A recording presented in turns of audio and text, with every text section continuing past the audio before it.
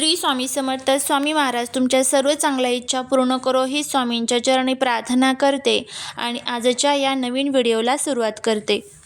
आपल्या हिंदू संस्कृतीमध्ये प्रत्येक तिथी, प्रत्येक महिना आणि प्रत्येक सण उत्सवाला विशेष महत्त्व आहे आणि याच महत्त्वाच्या कॅलेंडरमध्ये असा एक महिना येतो जो दर 3 वर्षांनी एकदा आपल्याला भेटायला येतो. हा महिना म्हणजे अधिक मास किंवा आपण ज्याला प्रेमाने धोंड्याचा महिना म्हणतो. 2026 मध्ये हा अधिक मास कधी आहे? त्याला अधिक मास किंवा धोंड्याचा महिना का म्हणतात? या काळात कोणते शुभ कार्य करावे, कोणते टाळावे, मुलीने आईची ओटी का आणि कशी भरावी आणि जोडवी बदलताना कोणती चूक टाळावी, या सर्व प्रश्नांची सखोल माहिती आज या आजच्या व्हिडिओमध्ये आपण जाणून घेणार आहोत. त्यामुळे जर तुम्हाला हा व्हिडिओ आवडला तर चॅनलला सबस्क्राईब करून शेजारील बेल आयकॉनलाही प्रेस करा, म्हणजे माझ्या सर्व नवीन व्हिडिओचं नोटिफिकेशन तुम्हाला मिळेल आणि तुम्ही एक पण व्हिडिओ मिस करणार नाही. त्याचबरोबर कमेंटमध्ये ओम नमो भगवते वासुदेवाय नमः लिहायला अजिबात विसरू नका, जेणेकरून श्रीहरी विष्णूंची तुमच्या कुटुंबावरती, मुलांवरती अगदी भरभरून अशी कृपा होईल. सर्वप्रथम आपण 2026 मध्ये अधिक महिना कधी आहे ते पाहूया. 2026 मध्ये अधिक मास हा 18 मे 2026 पासून 16 जून 2026 पर्यंत आहे. तर साधारणतः दर 3 वर्षांनी हा महिना येतो. हा महिना भगवान विष्णूंना समर्पित असल्याने याला पुरुषोत्तम मास असेही म्हणतात. हा पूर्ण महिना शुभ कार्यांसाठी उत्तम असतो, खास करून दान, धर्म, पूजा आणि भगवंताचे नामस्मरण यासाठी. याला अधिक मास का म्हणतात? तर अधिक मास म्हणण्यामागे एक शुद्ध ज्योतिष आणि खगोलशास्त्राचे कारण आहे.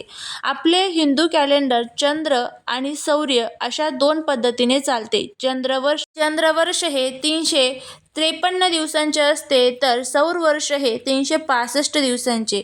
या 2 वर्षांमध्ये सुमारे 11 दिवसांचा फरक पडतो. हा फरक भरून काढण्यासाठी प्रत्येक 3ऱ्या वर्षी एक महिना अधिक जोडला जातो, म्हणून याला अधिक मास म्हणतात. या महिन्याला स्वामी नव्हता, त्यामुळे त्याला मलिन किंवा धोंड्याचा महिना म्हटले जाई. पण भगवान श्रीकृष्णांनी, विष्णूंनी त्याला आपले नाव देऊन पुरुषोत्तम केले आणि महत्त्व वाढवले. महाराष्ट्रात या महिन्याला धोंड्याचा महिना असेही म्हणतात. धोंडा म्हणजे दगड.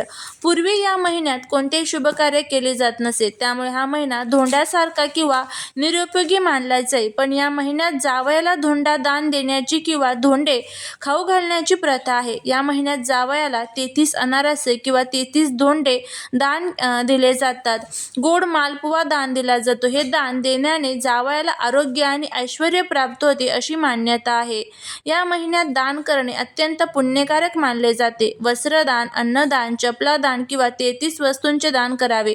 पुरुषोत्तम मास मध्ये भगवान विष्णूंची पूजा, जप आणि ध्यान करावे. ओम नमो भगवते वासुदेवाय नमः या मंत्राचा जप करावा. श्रीमद भागवत, पुरुषोत्तम महात्म्य, रामायण किंवा गीता या ग्रंथांचे वाचन करणे लाभदायक ठरते. शक्य असल्यास तीर्थक्षेत्रांना भेट देणे आणि पवित्र नद्यांमध्ये स्नान करणे शुभ मानले जाते. अधिक मासात विवाह करणे टाळावे. नवीन घर बांधणे, गृहप्रवेश, नवीन व्यवसाय सुरू करणे, नवीन दुकानांचे उद्घाटन करणे किंवा मोठे नवीन करार करणे टाळावे. या महिन्यात बाळाचे मुंडन करता येत नाही. या महिन्यात नित्यकर्म, वार्षिक श्राद्ध, गरोदर स्त्रियांचे डोहाळे जेवण किंवा नामकरण विधी केले जाऊ शकतात. हा व्हिडिओ सर्वात महत्त्वाचा आणि भावनिक भाग आहे, तो म्हणजे अधिक मासात ओटी भरण्याचं महत्त्व. अधिक मासात विवाहित मुलीने आपल्या आईची ओटी भरण्याची आणि तिला 33 पदार्थ देण्याची एक सुंदर प्रथा आहे. याचा उद्देश केवळ दान देणे नसून आपल्या जन्मदात्या आईच्या ऋणाची जाणीव ठेवणे, तिच्याबद्दल कृतज्ञता व्यक्त करणे आणि तिला दीर्घायुष्य लाभो यासाठी प्रार्थना करणे हा आहे. या महिन्यात आईला केलेले दान हे थेट भगवंताला पोहोचते असे मानले जाते. या ओटी भरण्यासाठी तुम्हाला तांदूळ, नारळ, खण, ब्लाऊज पीस, सुकामेवा, सौभाग्याच्या वस्तू, हळद, कुंकू, बांगड्या, आरसा, कंगवा सोबत काही गोड पदार्थ घ्यायचे आहे. मुलीने आईला नवीन वस्त्र द्यावे, तिच्या पायाला हात लावून आशीर्वाद घ्यावा, आईला पाटावर बसवून तिची पूजा करावी, तिला हळदी कुंकू लावावे, नंतर तिच्या साडीच्या पदरावर नारळ, खण, तांदूळ आणि इतर वस्तू ठेवून ओटी भरावी. यावेळी आईला 33 पदार्थ किंवा अनारसे किंवा 33 रुपये किंवा 33 फळे द्यावीत. यावेळी आईच्या आरोग्यासाठी आणि सुखी आयुष्यासाठी मनापासून प्रार्थना करा. विवाहित स्त्रिया अधिक मासात जोडवी बदलतात, कारण जुनी जोडी खराब होतात किंवा बदलण्याचा योग्य असते. हे एक सौभाग्याचे प्रतीक मानले जाते. सोन्याची जोडवी. अनेक जण फॅशन म्हणून सोन्याची जोडवी घालतात, पण शास्त्रानुसार सोन्याची जोडवी पायात घालू नयेत, कारण सोने हे लक्ष्मीचे रूप आहे आणि ते पायात घालणे अशुभ मानले जाईल. नेहमी चांदीची जोडवी वापरावीत.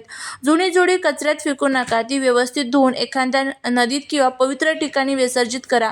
जुन्या जोडव्यांचे दान. जुनी जोडवी इतरांना वापरण्यास देऊ नका. ती चांदीची असली तरी वैयक्तिक असल्याने स्वतःजवळ ठेवावी किंवा विसर्जित करावी. अधिक मासात येणाऱ्या गुरुवारी किंवा शुक्रवारी जोडवी बदलणे शुभ मानले जाते.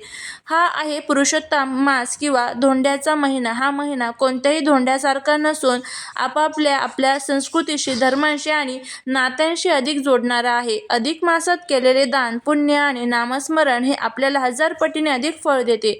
म्हणून या काळात जास्तीत जास्त शुभ कार्य करा. पुन्हा एकदा लक्षात ठेवा, अधिक मास हा 2026 मध्ये 18 मे 2026 पासून ते 16 जून 2026 पर्यंत असणार आहे. या पवित्र महिन्यात छोटीशी चूक देखील आपले पुण्य हिरावून घेऊ शकते. आज आपण जाणून घेणार आहोत अधिक मासात टाळायच्या 6 महत्त्वाच्या चुका कोणत्या आणि या काळात आपले स्वामी भगवान विष्णू यांची सेवा नेमकी कशी करावी, कारण चुका टाळूनच आपण पूर्ण फळ मिळवू शकतो. तर चला मग बघूया. अधिक मास हा तप आणि संयमांचा महिना आहे, त्यामुळे या काळात भौतिक सुखांशी संबंधित काही गोष्टी टाळल्या पाहिजे. या महिन्यात सांगितल्याप्रमाणे जे शुभ कार्य आहे तर ते वर्ज्य करावे. गृहप्रवेश वगैरे. भगवान विष्णूंची सेवा करत असताना शरीरात आणि मनात शुद्धता असणे आवश्यक आहे. त्यामुळे हा संपूर्ण महिन्यात मांसाहार, मद्यपान, कांदा, लसूण आणि शेळी अन्न खाणे टाळावे. सात्विक फलाहार किंवा साधे अन्न ग्रहण करावे. या महिन्यात सोने, नवीन वाहन किंवा मोठी मालमत्ता खरेदी करणे टाळावे. असे मानले जाते की या महिन्यात केलेले कार्य लगेच फलदायी होत नाही.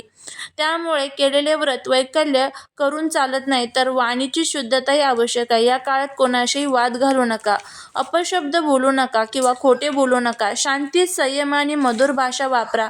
हा महिना दान धर्मासाठी ओळखला जातो. या महिन्यात दान करणे ही मोठी चूक मानली जाते.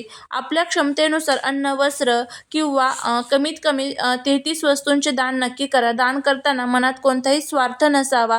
नक्कीच तुम्ही दान जे आहे तर ते करा. या काळात तुळशीला देवांचा अंश मानले जाते आणि ती विष्णूंना अतिशय प्रिय आहे. तुळशीची रोज पूजा करणे आवश्यक आहे. काही लोक रविवारी तुळशीला पाणी घालतात, ही चूक टाळा. रविवार आणि एकादशीला तुळशीला पाणी घालू नये. अधिक मासाचे खरे फळ प्राप्त करण्यासाठी आपल्याला आपल्या आराध्य भगवान विष्णूंची निष्ठापूर्वक सेवा करायची असते. यालाच पुरुषोत्तम उपासना म्हणतात. विष्णूंच्या पूजेतील सर्वात महत्त्वाचे अंग म्हणजे जप. या महिन्यात दररोज सकाळी आणि संध्याकाळी ओम नमो भगवते वासुदेवाय नमः या द्वादशाक्षरी मंत्रांचा किमान 1 माळ जप करा. तसेच श्रीकृष्ण गोविंद हरे मुरारी या मंत्राचा जप केल्यानेही पुण्य मिळते. या महिन्यात कथा आणि महात्म्य वाचल्याने मन शुद्ध होते. दररोज पुरुषोत्तम महात्मा ग्रंथाचे 1 अध्याय किंवा श्रीमद भागवत गीता किंवा रामायण यापैकी ग्रंथाचे वाचन करावे. या महिन्यात दीपदान करणे अत्यंत शुभ मानले जाते. दररोज संध्याकाळी तुळशीजवळ किंवा मंदिरात तुपाचा दिवा लावावा. तसेच गरजूंना वस्त्र दान करणे, विशेषतः 33 वस्त्रे दान करणे विष्णूंना प्रसन्न करून घेते. दररोज स्नान झाल्यानंतर तुळशीला पाणी घाला, हळदी कुंकू अर्पण करा, संध्याकाळी दिवा लावा. तुळशीची पूजा आणि तिला प्रदक्षिणा केल्याने विष्णू आणि लक्ष्मी दोघांचाही आशीर्वाद मिळतो. अधिक मासात 2 एकादशी आणि 1 पौर्णिमा येते. या तिथींना उपवास, फलाहार आणि विष्णूंचे नामस्मरण आवर्जून करा.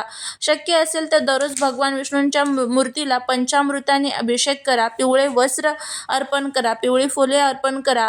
अधिक मासात या चुका टाळा आणि सांगितल्याप्रमाणे भगवान विष्णूंची सेवा केली तर तुम्ही जितके शुद्ध आणि सात्विक जीवन या महिन्यात जगाल तितके अधिक पुण्य तुम्हाला प्राप्त होईल.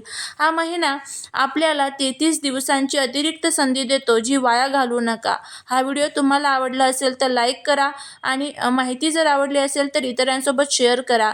भेटूया पुढच्या एका छानशा नवीन व्हिडिओत नवीन माहितीसोबत. श्री स्वामी समर्थ.